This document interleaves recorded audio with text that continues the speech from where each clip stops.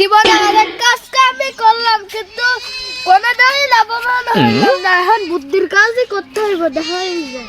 হ্যাঁ মারুফ ভাই, আপনি অনেক বুদ্ধি ব্যবসা করছেন, আমার বুদ্ধি লাগবে কিছু। তাহলে টিয়া লাগবো। আর আপনি আমার বাড়িতে তেহাও দিন বুদ্ধি নিন।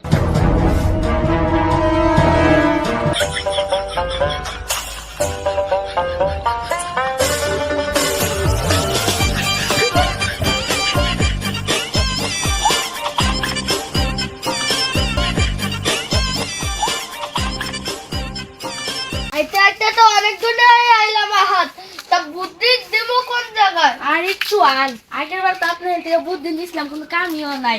এবার কাই কামই হইব, 100% গ্যারান্টি দিয়া কই।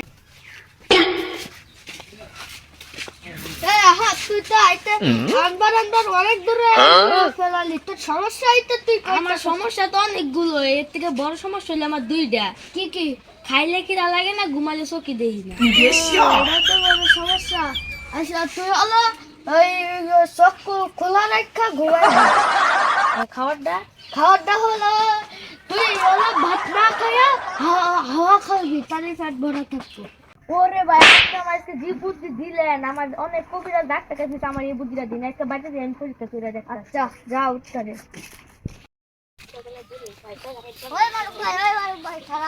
কি আগে যেমন একটা ওষুধ দিছিল না, হ্যাঁ ওষুধটা তো কানে লাগে নাই, কে এখন তো ওটা পায়খানা হলো না, কে আরো শক্ত হয়ে গেছে?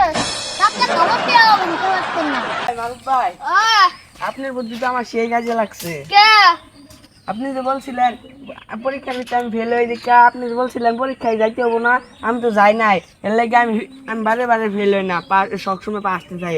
আমার আব্বা একটা গাড়ি কিনা দিছে আমারে, কি গাড়ি? ভ্যান গাড়ি। তাহলে তুই ভ্যাট গাড়ি চালাগা, আমি আর এদিকে একটা কাজ আছে, আইতাছি আমার।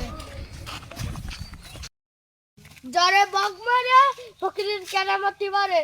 আজ করে ওই বুদ্ধির ব্যবসাটা ভালাই হইলো। যাই বাসায় যাই।